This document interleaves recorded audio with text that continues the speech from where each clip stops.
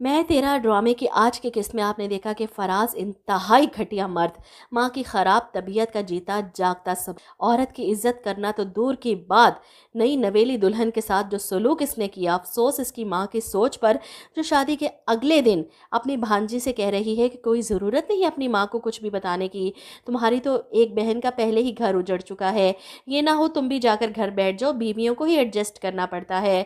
महरूज सदा की मासूम और सीधी सी लड़की यहाँ पर सब सह जाती है। इधर फराज जो शादी के तीसरे दिन मेहरू को इसकी माँ की तरफ छोड़ जाता है और मेहरू को देखकर सब बहुत खुश हैं, बहनें इसे गले लगाती हैं। ताबी तो ख़ास तौर पर इसके हाथ चेक करती है कि तुमने कंगन क्यों नहीं पहने, अम्मी ने जो तुम्हें दिए थे। अब मेहरू को क्या पता कि इसके पास तो कोई जेवर छोड़ा ही नहीं। फराज और इसकी माँ ने अपनी माँ की तरफ अच्छा टाइम गुजारने के बाद मेहरू को लेने फराज आता है शाम में बाइक पर। ये देखकर हसन हैरान होता है कि गाड़ी पर नहीं आए।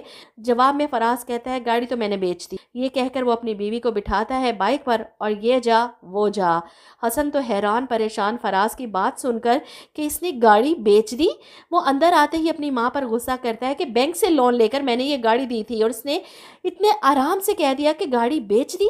ऐसा कैसे कर सकता है वो? आप खाला को फ़ोन करें, इसको बहन दी है अपनी, इसका हरगिज़ ये मतलब नहीं कि इसकी हर गलत बात बर्दाश्त करेंगे हम। नफीसा बेगम फ़ोन करती हैं अपनी बहन को फराज की इस हरकत के बारे में सवाल करने के लिए, जिस पर शहीन चढ़ाई करती हैं, तुम होती कौन हो मुझसे सवाल करने वाली? अभी मजीद बेटियां बैठी हैं तुम्हारी बेहाने वाली। तुम्हारे बेटे ने बारात वाले दिन इतनी बेइज्जती की हमारी, फिर भी शराफत है हमारी कि तुम्हारी बेटी को ब्याह कर ले आए। वो फराज के कान भरती है कि तुम्हारी खाला का फ़ोन आया था, हसन बड़ा गुस्सा कर रहा था तुम्हारी गाड़ी बेचने वाली बात पर। यह सुनकर फराज सारा गुबार मेहरू पर निकालता है कि तुम्हारा भाई होता कौन है सवाल करने वाला? मेरी गाड़ी है, मैं चलाऊं बेचूं आग लगाऊं मेरी मर्जी। ऐसे में मेहरू पर चिल्लाता है कि वो बेचारी सहम कर रह जाती है, जवाब भी ना दे पाई कि गाड़ी मेरे भाई ने मुझे दी थी। चुपचाप फराज की बातें बर्दाश्त करके कमरे में चली जाती है, दरवाज़ा बंद करती है और अपनी चीखें रोक रोक कर रोती है। आजकल के दौर में नहीं होती मेहरू जैसी मासूम सी लड़कियां, इसलिए इतनी मासूमियत हजम नहीं हो रही मुझसे। यूं लग रहा है जैसे फराज और खाला के जुल्म सह कर मेहरू मर जाएगी। वहीं दूसरी तरफ हसन की बर्थडे है और कशमाला अच्छे से तैयार होती है, इसकी बर्थडे सेलिब्रेट करती है।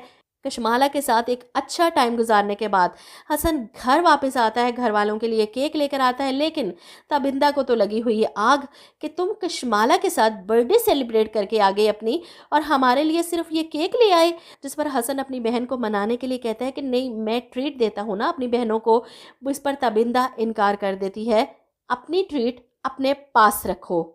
मेरा ख्याल है कि हसन को अपनी शादी से पहले ना तबिंदा की शादी के बारे में सोचना चाहिए। एक शादी टूट गई तो क्या हुआ, दोबारा कहीं रिश्ता हो नहीं सकता, इसकी शादी हो नहीं सकती। ऐसे लग रहा है जैसे जानबूझकर शादी करना ही नहीं चाहते। तो हसन और कशमाला की शादी इसी सूरत में बच सकती है अगर तबिंदा शादी करके इस घर से चली जाए।